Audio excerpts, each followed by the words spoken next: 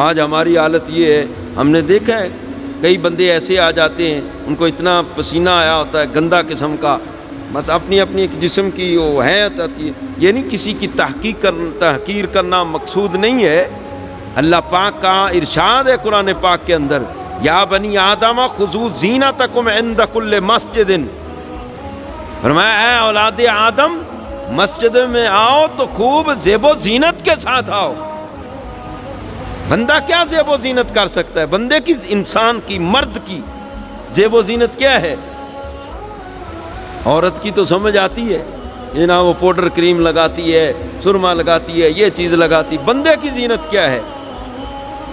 بندے کی زینت صرف یہی ہے کہ بندہ غسل کرے اور اچھا لباس پہنے، دھلا ہوا لباس پہنے، خوشبو لگائے، مسواک کرے، یہ بندے کی زینت ہے۔ مسجدوں میں آؤ تو زینت کے ساتھ آؤ، بن سنور کر آؤ، یعنی صاف ستھرے ہو کر مسجد میں آؤ۔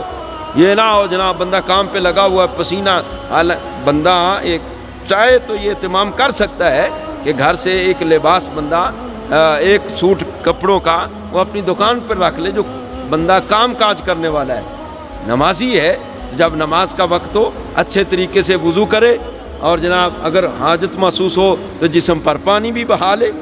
اہتمام تو یہ ہے نا، پھر لباس پہن کے مسجد میں آ جا۔ ایسے ایسے بندے جناب آتے ہیں بعض دفعہ، اور پھر سمجھانے پر ناراضگی کا اظہار کرتے ہیں۔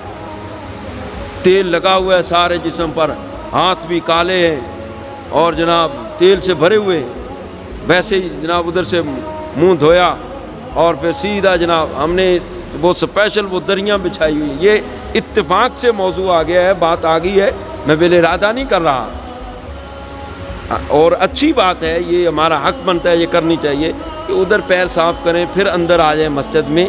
ایک تو مسجد کے کلین گندے نہیں ہوں گے، بعض دفعہ ہم نے دیکھا ہے کہ لوگ گندے جوتے لے کر، ان سے پانی غلاظت ٹپک رہی ہوتی ہے، وہ لے کر مسجد کے اندر آ جاتے ہیں۔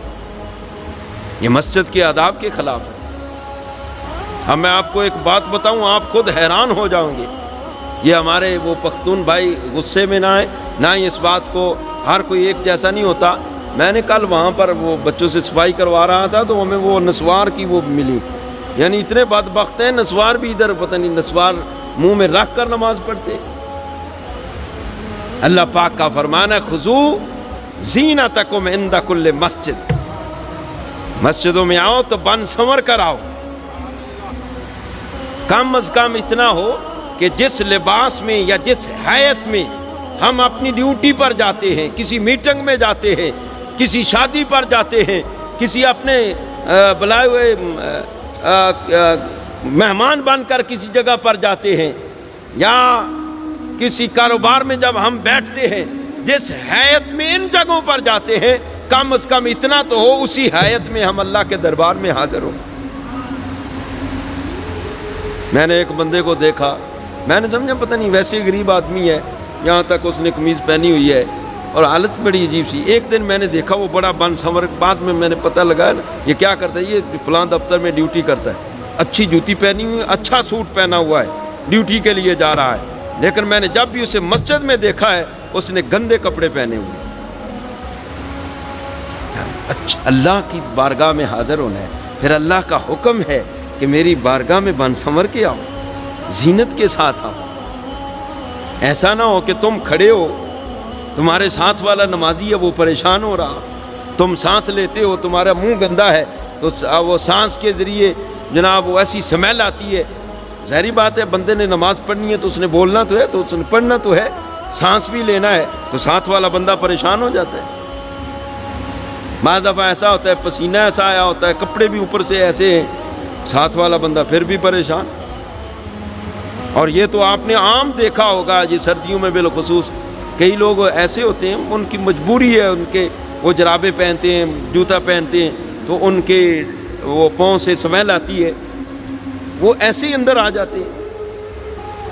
ان کو چاہیے کہ اپنی وہ جرابیں جوتا باہر اتاریں، وضو کریں، پاؤں دھوئیں اچھی طرح، وہ سمیل ختم کر کے پھر اندر آئیں۔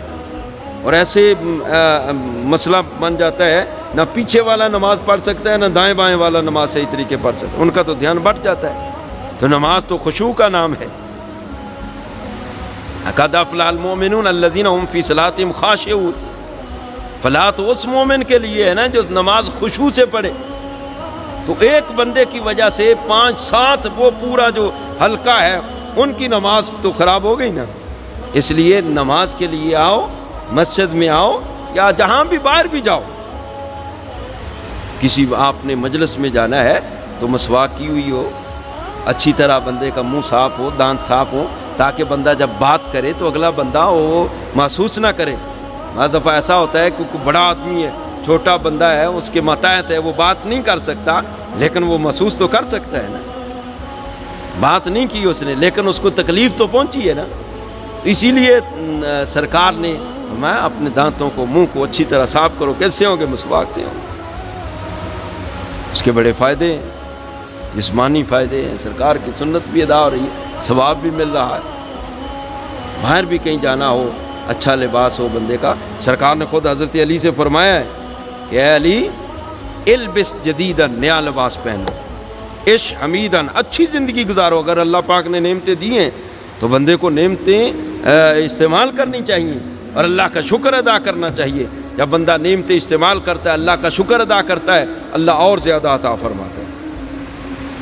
کئی بندے ہیں میں نے دیکھے کروڑوں پتی بندے ہیں لیکن ان کو اچھا لباس پہننا نصیب نہیں. سرکار نے فرمایا اگر نعمت ہے اس کو استعمال کرو. البس جدیدن، حضرت علی سے سرکار فرما رہے میں نیا لباس پہنو، عش حمیدن، اچھی زندگی گزارو، مت شہیدن، فرمایا شہادت والی موت مرو. یہ حضرت علی سے سرکار نے فرمایا تھا. سرکار نے تو ہر شعبے میں ہر جگہ ہماری رہنمائی کی ہے.